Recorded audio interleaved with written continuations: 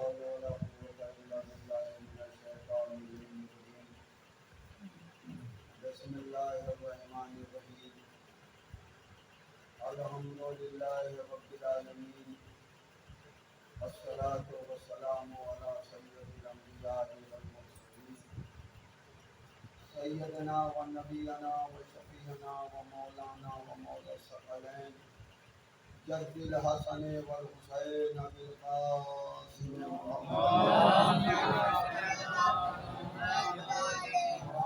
المجبين الطاهرين المظلومين المعصومين المنتجبين المنتخبين ولعنة الله على أعدائهم أجمعين من يومنا هذا إلى يوم الدين أما بعد فقد قال الله سبحانه وتعالى في محكم كتابه المبين بسم الله الرحمن الرحيم إن الله اصطفى آدم ونوحا وآل إبراهيم وآل عمران على العالمين صلوات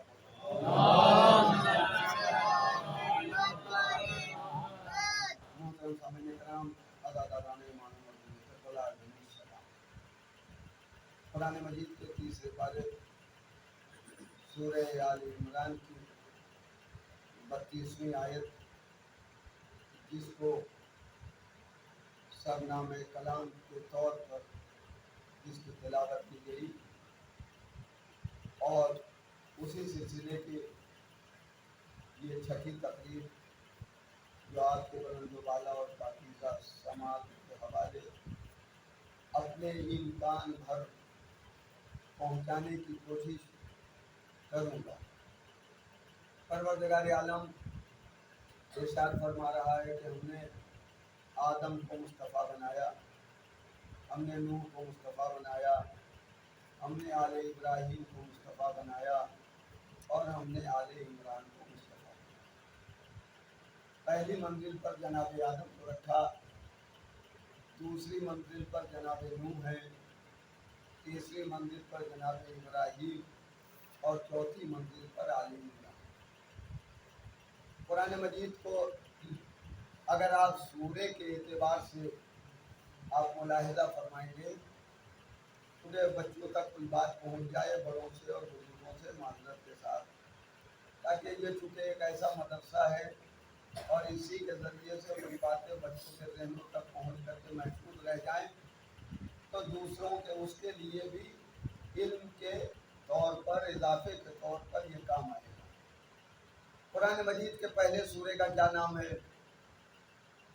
سورہ الحمد۔ دوسرا سورہ سورہ بقرہ۔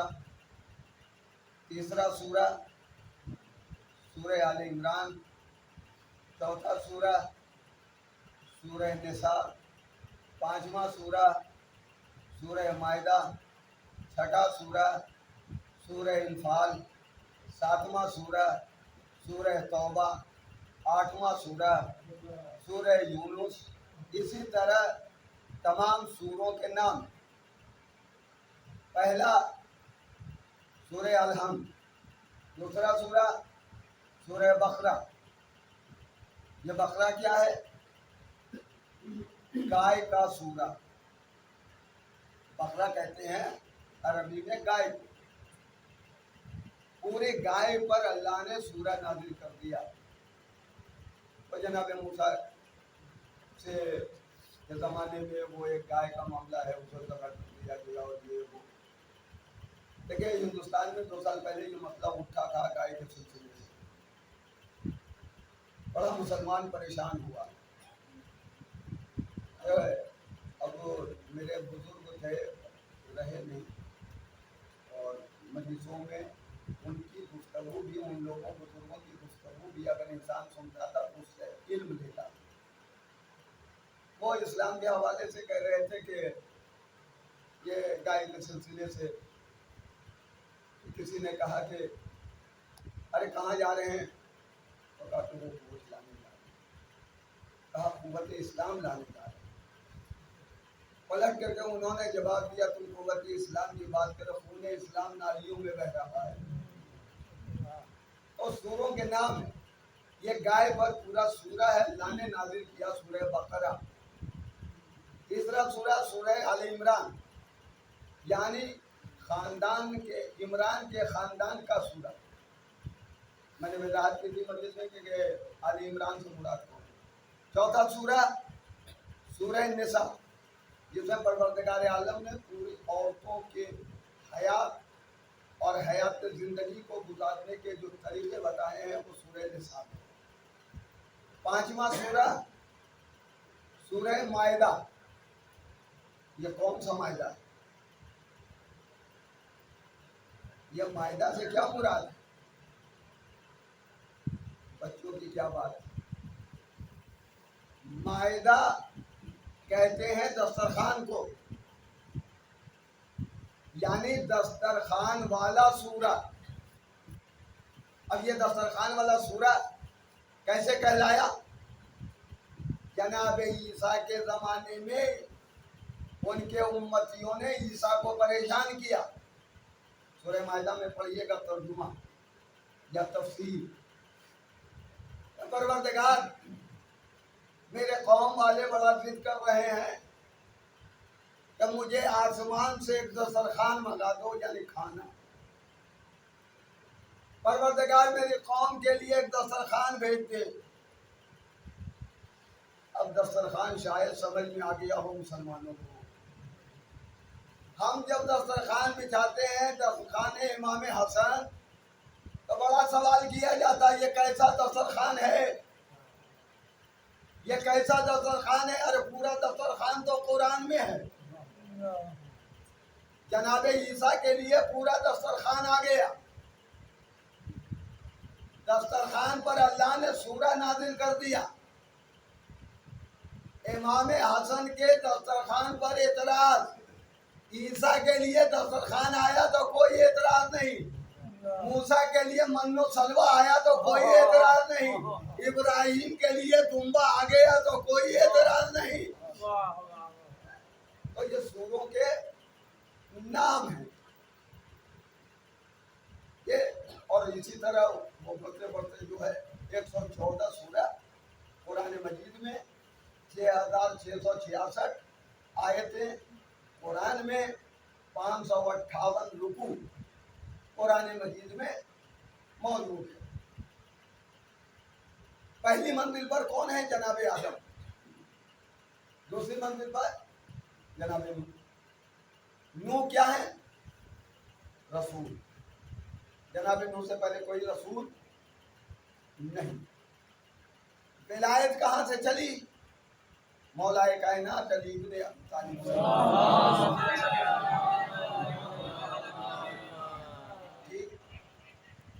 ولایت وہاں سے چلی۔ رسول اور امام میں فرق کیا ہے؟ امام کس منزل کا نام ہے، کس مرتبے کا نام ہے، کس بلندی کا نام ہے، کس وقار کا نام ہے، کس شان کی بات ہے، کون سی شوکت ہے، کیا رفت ہے، یہ امام بتائے گا۔ اور دیکھیے انسانوں کا جو امام ہے اس کی بات الگ ہے۔ انسانوں کا امام اس کی بات الگ ہے۔ قرآن نے جو ہمیں تصویر دکھائی ہے وہ بڑی عجیب و غریب تصویر ہے، وہ بڑی عجیب و غریب تصویر ہے۔ اور انسانوں کے امام کی تو بات چھوڑ دیجئے، اللہ نے قرآن مجید کے 16ویں سورے میں، سورہ نحل جو قرآن مجید کا 16واں سورہ ہے، پروردگار عالم نے شہد کی مکھیوں پر وحی کی۔ شہد کی مکھیوں پر وحی کی ہے، گفتگو کی ہے۔ کس نے؟ پروردگار عالم نے شہد کی مکھیوں پر وحی کی اور یہ حکم دیا کہ تم اپنے امام کا گھر بناؤ، اپنے امام کا گھر بناؤ۔ کہاں گھر بنائے؟ تو قرآن مجید نے 3 بلندیاں بیان کی ہیں۔ مولانا موصوف موجود ہیں، اگر یقین نہ ہوگا تو کل جا کر کے قرآن کھول کر کے دیکھ لیجیے گا، تفسیر پڑھ لیجیے گا۔ 3 بلندیاں قرآن نے بتائی ہیں. وحی کی کس پر؟ شہد کی مکھی پر. کیا کہا؟ اپنے امام کا گھر بناؤ. پروردگار گھر کہاں بنائے؟ تو 3 بلندیوں کا ذکر کیا ہے قرآن نے.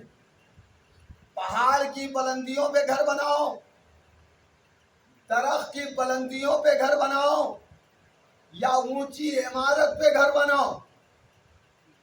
3 بلندی. قرآن نے ایک سبق دے دیا کہ امام جب بھی رہے گا بلندیوں پہ رہے گا. بہت رات تو نہیں ہوئی ہے.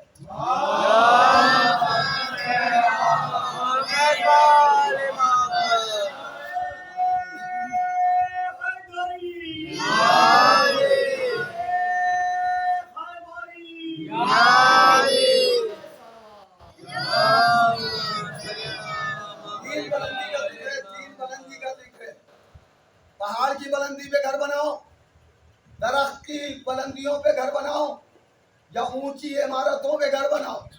اللہ نے یہ نہیں کہا کہ زمین کی سطح میں گھر بناؤ، سمندر کی تہوں میں گھر بناؤ، کسی بل میں گھر بناؤ، پستی میں گھر بناؤ. نہیں، بلندی پہ گھر بناؤ. اللہ نے صاف صاف بتا دیا کہ امام جب بھی رہے گا تو 3 بلندی پر رہے گا. مگر کس کا امام؟ بھائی شہد والی مکھی کا امام. انسانوں کے امام کی بات نہیں ہو رہی ہے، ابھی آدمیوں کے امام کی بات نہیں ہو رہی ہے. شہد والی مکھی کے امام کا یہ مرتبہ ہے کہ اس کے لیے 3 بلندیاں اللہ نے بیان کی ہے. بڑا قرت سے قرآن جھوم جھوم کے پڑھنے والے، بڑے لحن سے قرآن کی تلاوت کرنے والے، ذرا بینائی کو کھول کے قرآن مجید کی تلاوت کرو نا. 3 بلندی، ایک پہاڑ کی بلندی، اشجار کی بلندی، محل کی بلندی. تو شہد کی مکھیوں کا امام 3 بلندیوں پر رہے گا. جملہ رائے گا نہیں جانا چاہیے. 3 بلندیوں پر رہے گا. اور ہمارا امام کبھی دست نبوت پر رہے گا، کبھی جوش محمد پر رہے گا، کبھی پشت محمد پر رہے گا.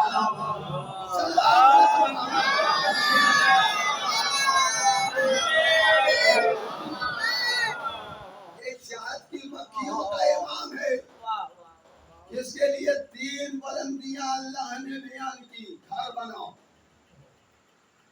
گھر بنا. ہم کیا کریں معبود؟ کہا جاؤ اور پھولوں کا رس لے کر گھر بناؤ. یہ پورا قرآن ہے. پھولوں کا رس، پھولوں کا جس، پھولوں کی روح نکال کر کے لاؤ. اس سے بنے گا امام کا گھر. پھولوں کے رس سے بنے گا امام کا گھر.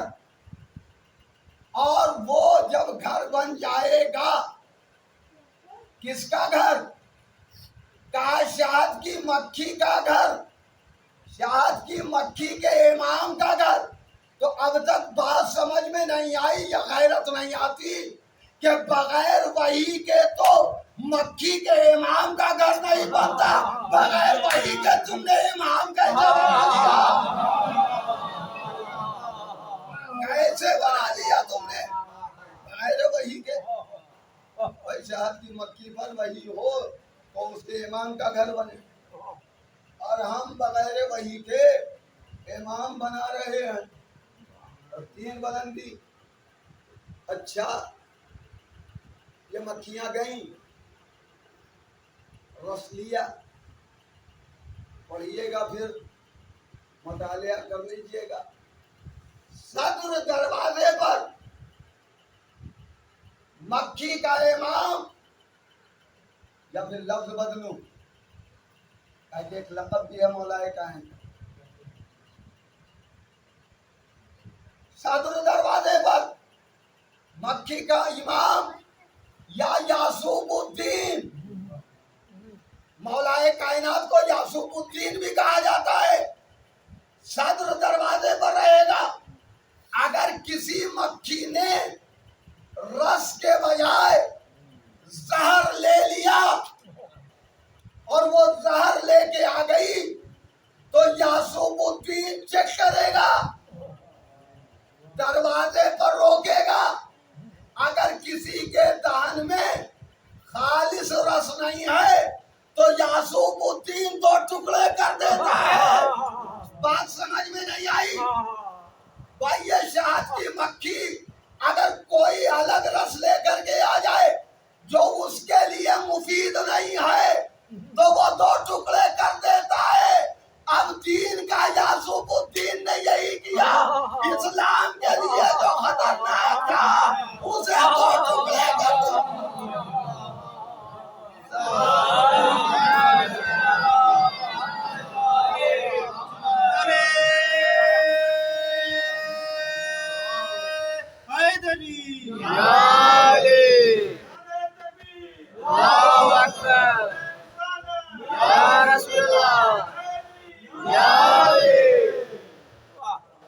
رس لے کر کے آؤ،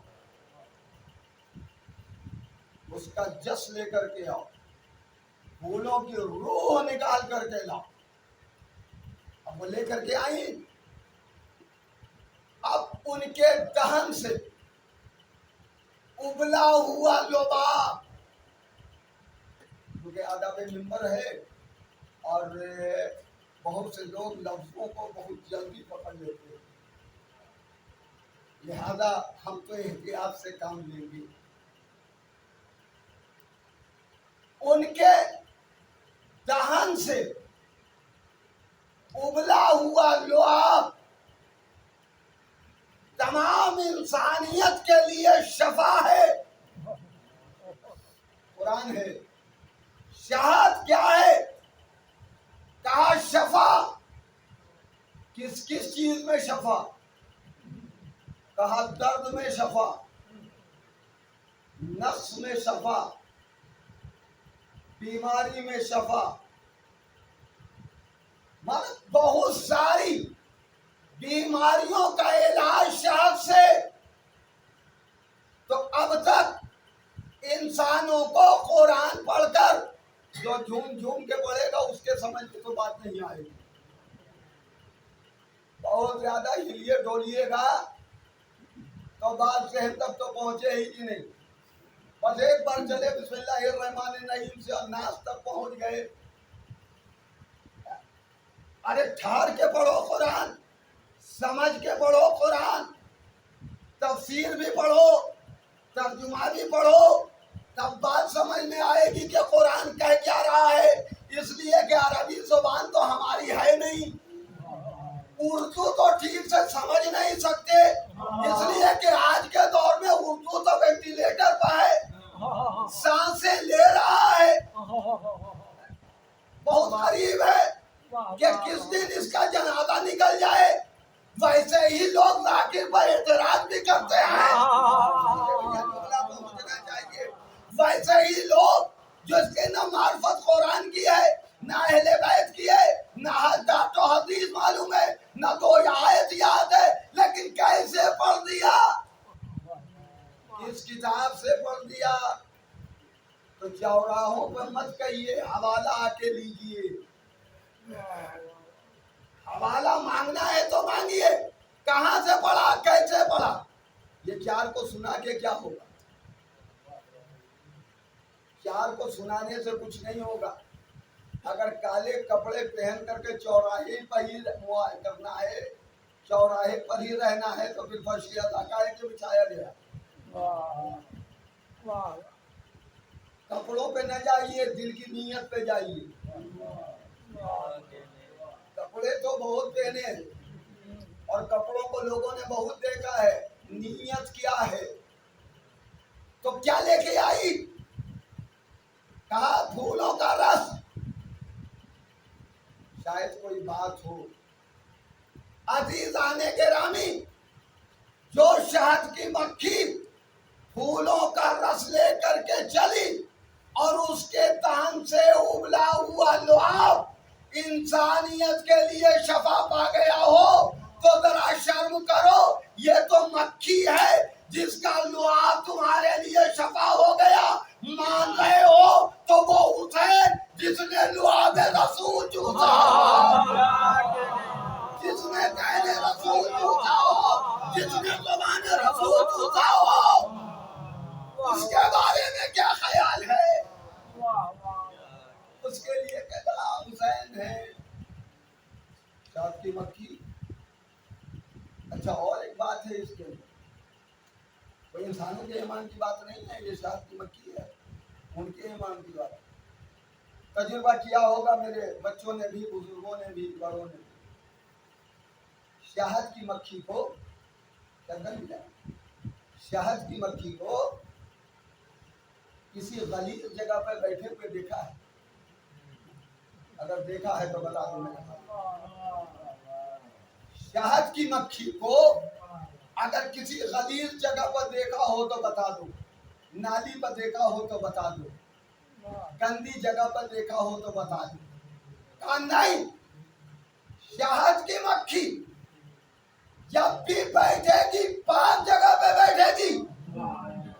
اور مکھی ہے نالی پر بیٹھی ہے، غلیظ پر بیٹھی ہے، نجاست پر بیٹھی ہے، نالیوں پر ہے، زخموں پر ہے، مواد پر ہے، سب جگہ مل جائے گی. لیکن شہد کی مکھی نہیں ملے گی. وجہ کیا ہے؟ سبب سن لو اور یہ سبب اگلے سال تک یاد رکھنا. سبب کیا ہے کہ یہ مکھی کسی ایسی جگہ نہیں بیٹھتی جہاں نجاست ہو. وہ مکھی وہی بیٹھتی ہے جہاں نجاست ہو. تو جملہ سنو، شہد کی مکھی اس لیے نہیں بیٹھتی کہ اس کا امام ہے. ان مکھیوں کا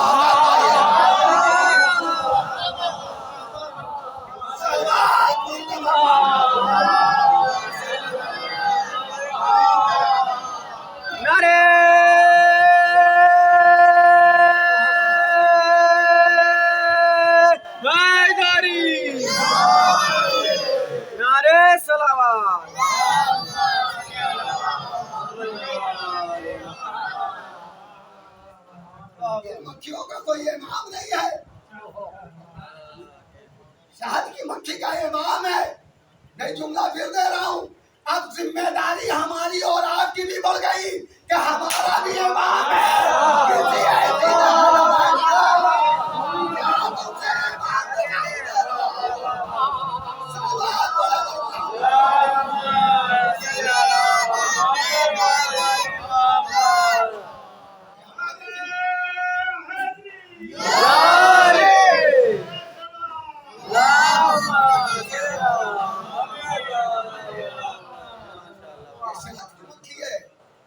ابھی تو انسانوں کے ایمان کی بات ہی نہیں ہے. قرآن تو شہد کی مکھی کا تذکرہ کر رہا ہے. قرآن ہے بھائی، قرآن، حدیث نہیں، روایت نہیں، واقعات نہیں، یہ قرآن ہے. کیا ہے؟ کا شفا. شہد کیا ہے؟ شفا. عجیب بات، مسلمانوں اب جملہ کہہ رہا ہوں کہ جب ہم اور آپ شہد کی مکھی جیسے نہیں ہو سکتے تو رسول اللہ کیسے اگر شہد کی مکھی کی تو برابری نہیں کر سکتے. اس لیے میں نے بڑا قرآن مجید کے ترجمے اور تفسیر کو، وہ جو لفظ ہے نا کہ اس کے شکم سے جو چیز نکلتی ہے وہ طاہر ہے، میں نے ان لفظ کو چھوڑ دیا. کیا ہے؟ شفا. اب بھی تو غیرت کرے مسلمان. شہد کی مکھی سے بننے والا شہد شفا. مان رہا ہے یا نہیں مارا؟ مان بھی رہا ہے، کھا بھی رہا ہے کثرت سے. استعمال بھی ہو رہا ہے کہ شہد بہت ساری بیماریوں میں شفا ہے. شفا ہے نا بھئی. آخری جملہ ہے فضائل کا. میں زور بار بار دے رہا ہوں تاکہ آپ کا ذہن شاید پہنچ جائے. شہد کی مکھی کے دہن سے ابلا ہوا वालो आप सब के लिए शफा। तो जिसने रसूल की जुबान चूसी, अगर उसका खून किसी जमीन पर गिर जाए तो खाके शफा। क्या कहने हैं। जिसने रसूल की जुबान चूसी, अगर उसका खून किसी सरजमीन पर गिर जाए तो खाके शफा न बने। जब शहद शफा है तो मक्खी है। बहुत सारे सूरे में, सूरे नहल है तो सूरे नमल भी है, चूंटी का सूरा भी है कुरान। बात यह है कि चूंटी हो या शहद की मक्खी हो या गाय का सूरा हो या दस्तरखान वाला सूरा, अल्लाह ने सूरों के नाम रखे। चूंटी के सूरे की क्या मतलब, बड़ी छोटी सी है, बड़ी मामूली सी बेचारी, बहुत जगह तो ऐसा है कि दिखाई ही नहीं देती और लोग उसको रोक के चले जाते हैं। लेकिन मंजिल पहचानिए ईमान, यह अभी शहद की मक्खी का जिक्र हो गया, वो शफा है और वो रस लेके आती है। कहीं गंदी जगह पर उसने कदम नहीं रखा। तो इमाम से रब्त या ताल्लुक हमारी जिम्मेदारियों को बढ़ाता है, हमारी जिम्मेदारियों में इजाफा करता है। अगर हम भी ईमान के मानने वाले हैं तो किसी ऐसी जगह न बैठे जहाँ गीबत हो रहा है, ऐसी जगह न बैठे जहाँ चुगली हो रही हो, ऐसी जगह न बैठे जहाँ किसी का ऐब बयान हो रहा हो, ऐसी जगह न बैठे जहाँ बुराई हो रही हो। इसलिए कि आपसे, इमाम से आपका रब्त है, आपका वास्ता है, लिहाजा हमारी जिम्मेदारी ज्यादा हो जाती है कि हम ऐसी जगहों से बचें, हम ऐसी जगह से परहेज करें। तो सूरे में तो सब कुछ है, बल्कि यूं कहूं कि कुरान में ही सब कुछ है। क्या नहीं है कुरान में? अब चूटी का वाक़या इंशाअल्लाह कल, क्योंकि ज्यादा ताखिर ना हो और अपने महदूद वक्त में बात तमाम हो जाए। लेकिन जब ज्यादा लंबी तकरीर होती है तो ज़हनों पे बार भी बन जाता है। हम बार नहीं बनना चाहते, थोड़ा थोड़ा, रफ्ता रफ्ता। इसलिए कि अल्लाह ने थोड़ा थोड़ा इल्म दिया नबी को और कुल इल्म दे दिया इमाम। हर नबी को थोड़ा थोड़ा, और थोड़ा थोड़ा का भी तर्जुमा कर दिया था कल के, थोड़ा थोड़ा तो मतलब कुछ कुछ,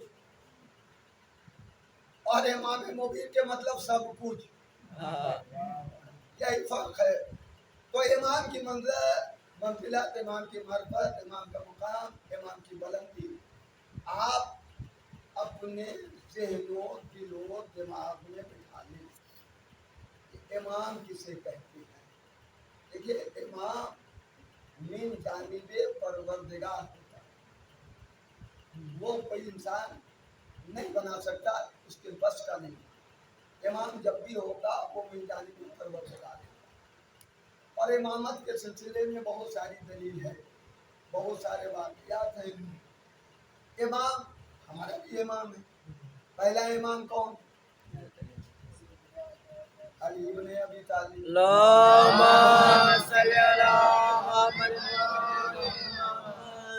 सबको याद है। दूसरे इमाम इमाम हसन, तीसरे इमाम इमाम हुसैन, सब इमाम हैं और सब में यकसानियत पाई जाती है, कोई फर्क नहीं किसी एतबार से। इमाम हुसैन का भी इक़दाम वही है जो और इमाम का तरीक़ाकार रहा। इमाम हुसैन चले कहाँ से? मदीने से। इरादा किधर का है? करबला। दरमियान में बहुत सारे मुकामात हैं जहाँ इमाम हुसैन रुके हैं और सबसे ज़्यादा वक्त या सबसे ज़्यादा दिन हुसैन मक्के में है। और मक्के से जब निकले हैं तो अब तारीख लिखती है कि रास्ते में हुर के लश्कर ने इमाम हुसैन को, है ना, तारीख यही है। 1000 सिपाही हुर के लश्कर माने उसका सरदार हुर है और 1000 सिपाही उसके साथ, उसका कमांडर हुर है। इधर कुल कितने 72 से भी कम कुछ वो हैं जो मैदान करबला में आए उस एतबार से, लेकिन हो सकता है कि तादाद उसको कुछ ज्यादा भी हो, कुछ लोग छोड़ के गए भी हो। अब उस इख्तिलाफ में हमें पढ़ना नहीं है। बहरहाल बहुत मुख्तसर काफिला हुसैन का और उधर 1000 का लश्कर हुर के साथ। तारीख लिखती है कि रास्ते में इमाम हुसैन के काफिले को हुर ने रोका और कहा कि हम आपको आगे जाने नहीं देंगे। गुफ्तगू शुरू। देखिए इंसान हमारे अंदर भी ये जिस्म है और जिस्म के अंदर बहुत सारे इमराज पैदा होते रहते। मन किसी को किसी तरह की बीमारी, किसी को किसी तरह की बीमारी, किसी को खामोश रहने की बीमारी, किसी को बकने की बीमारी, किसी को हंसने की बीमारी, ये तरह तरह की बीमारी है। तो बहुत सारे इमराज जिसमें होते हैं, लेकिन आपने सुना है और हमारे बच्चों ने भी सुना है कि इमाम हुसैन ने हुर के लश्कर को 1000 लश्कर को सैराब किया। ठीक, हुर को भी सैराब किया और जो उनके सिपाहियों के रहवार थे, घोड़े थे, उनको भी हुसैन ने पानी पिलाया। जब इंसान का जिस्म बीमार होता है तो वो दवा इस्तेमाल करता है, इसलिए कि ये जो जिस्म में बीमारी आ गई है वो दूर हो जाए। लेकिन कभी आप देखा कि किसी बीमार ने अभी दवा खाई और 1 मिनट के अंदर बिल्कुल जामर हो गया, वक्ती तौर पर सर में दर्द है तो किसी ने वो दवा खा ली, आधे घंटे के बाद सर का दर्द दूर हो गया वक्ती, फिर वो सर दर्द बनेगा, फिर वो सर दर्द बनेगा या दर्द सर बनेगा पता नहीं है, लेकिन वो अपना काम फिर करेगा। लेकिन जब मुस्तकिल दवा खा ले और कोर्स पूरा हो जाए तब उसे जावर कहा जा सकता है, अब ठीक हो गया। हम फकत यही समझते हैं कि हुसैन ने पानी पिलाया, नहीं, हुसैन ने हुर को फकत पानी नहीं पिलाया था बल्कि वो दवा पिलाती थी। हुसैन ने वो दवा दे दी थी जो रफ्ता रफ्ता हुर को असर करने लगा और सुबह आशूर इस तरह जावर हुआ।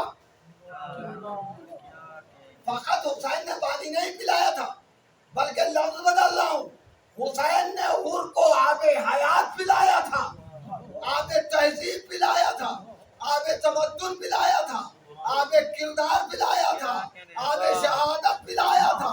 जब ये हुसैन दवा पिला चुके और जब हुर जावर हो गया तो अपने बेटे और गुलाम और भाई को यही कहता हुआ लेके चला, बेटा इधर नार है उधर नूर है, इधर जहन्नम है उधर जन्नत है, इधर बातिल है उधर हक है, मेरे लाल चलो हुसैन की तरफ।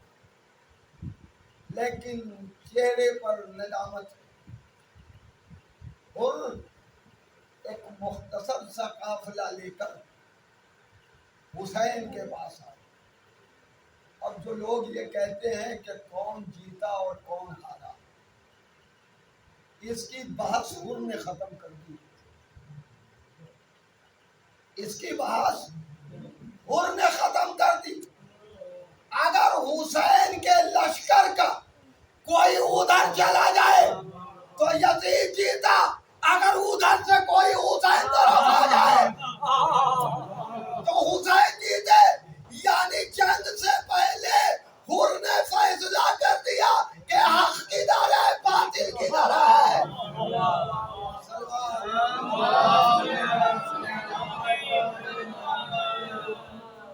हुर ने फैसला कर दिया। चले, चेहरे पर नदामत के आसार, अभी कुछ दूरी पर थे हुर कि अपने बेटे को बुला के कहा, मेरे लाल मेरे हाथ को रुमाल से बांधो। नो बाबा, कहा हुसैन के सामने जाते हुए शर्मा, मेरी ही वजह का हुसैन के बच्चे आवाज़े अल्लाह तशकरन करते हैं। इधर हुर चले, हुर का बेटा, हुर का भाई, हुर का बड़ा, उधर इमाम हुसैन ने महसूस किया कि ये छोटा सा लश्कर आ रहा है। एक मरतबा करीम इब्ने करीम मौला ने आवाज़, अब्बास देखो हुर आ रहा है, उसके इस्तकबाल के लिए आ गए। बेटा अली अकबर तैयार हो हुर के इस्तकबाल के लिए। कासिम और मोहम्मद सब हुर के इस्तकबाल के लिए खड़े हो। हुर आया और सीधे उसने हुसैन के कदमों पे गिरा दिया। मौला आपका खताकार आया है, आपका गुनहगार आया है, मौला मेरी खता माफ हो सकती है। हुसैन ने कदमों से उठाया, सीने से लगाया, कहा हुर जा, मैंने माफ किया, मेरे खुदा ने माफ किया। हुर को माफी मिल गई, हुर को मुतमईन हो जाना चाहिए था, लेकिन एक मर्तबा तारीख लिखती है तो हुर ने फिर हाथ छोड़ दिया। कहा मौला आपने तो माफ कर दिया, एक शहजादी से माफी तलब करनी। कहा हुर वो कौन? कहा मौला जब मैंने आपके लजामे फरस पे हाथ डाला था तो महमिल से ज़ैनब के रोने की आवाज बुलंद हुई थी। ए मौला जब तक शहजादी ज़ैनब ना माफ करेगी उनको यकीन ना होगा। आप मुझे उनके खैमे के करीब लेकर के चलें। और चला और चलते वक्त जुमला का मौला जब शहजादी ज़ैनब का खैमा थोड़ी दूरी पर रह जाए तो मुझे आगाह कर दीजिएगा। ये अभी बात हो रही थी हुर में और हुसैन में, और जनाब ज़ैनब के दोनों नौनिहाल ये गुफ्तगू सुन रहे थे। दौड़ करके मादर गिरामी के पास पहुंचे, कहा माँ एक शख्स आया है जिसको मामू ने भाई कह करके गले लगाया। जनाब ज़ैनब ने पूछा बेटा वो कौन? कहा अम्मा मुझे नाम तो नहीं मालूम, लेकिन मामू ने भाई कह के कलेजे से लगाया और उसकी गलती को माफ किया। इसी असना में एक मर्तबा हुसैन ने कहा हुर तैयार हो जा, ज़ैनब का खैमा करीब है। एक मर्तबा हुर रहवार से उतरा, आस्तीनों को चलाया, गरेबान को चाक किया, बालों को बिखराया, जमीन करबला की मिट्टी डाली। हुसैन ने पूछा हुर ये क्या कह रहा है? कहा आका अरे सामना शहजादी का करना है, इस अंदाज से जाना चाहता हूँ। एक मर्तबा खैमे के इधर से हुर ने आवाज दी, शहजादी आपके माजाए का खता कहा है, शहजादी मुझे माफ कर दीजिए। हुर को जनाब ज़ैनब ने कहा हुर जा, मैंने माफ किया, मेरे खुदा ने माफ किया। अजीजो बस हुर एक मर्तबा तैयार हो गया, हुसैन से कहने लगा आका मुझे मरने की इजाजत दे दो, मुझे मैदान की इजाजत दे दो। अल्लाह मजलूमियत हुसैन। हुसैन ने हुर को एक बार फिर देखा, आवाज दी हुर क्या तुमने कभी देखा है कि किसी मेहमान को पहले पढ़ने के लिए भेज दिया गया हो? हुर तुम मेरे मेहमान हो, ऐसा नहीं हो सकता। हुर ने बहुत इसरार किया लेकिन हुसैन ने इजाजत न दी। आखिर में हुर ने इसरार किया मौला मुझे इजाजत नहीं देते तो मेरे जवान बेटे को इजाजत दे दीजिए ताकि वो मैदान में अपनी जान को कुर्बान करे। हुर के फर्जंद को इजाजत मिली, हुर का फर्जंद मैदान में गया, पूरी शहादत नहीं पढ़ सकता। हुर का फर्जंद मैदान करबला में गया, जंग करना शुरू किया, तलवारों को चलाना शुरू किया, फौजों को फिनारे जहन्नम करना शुरू किया। लेकिन जब जालिमों ने हुर के फर्जंद को चारों तरफ से घेरा और नहरें चलने लगे, तलवारें चलने लगी, वार होने लगा, हुर का बेटा जीन से जमीन पर आया, बाप को मदद के लिए बुलाया, बाबा अरे मैं जीन से जमीन पर आ गया। एक मर्तबा हुर खड़ा हुआ, कमर में पटका डालने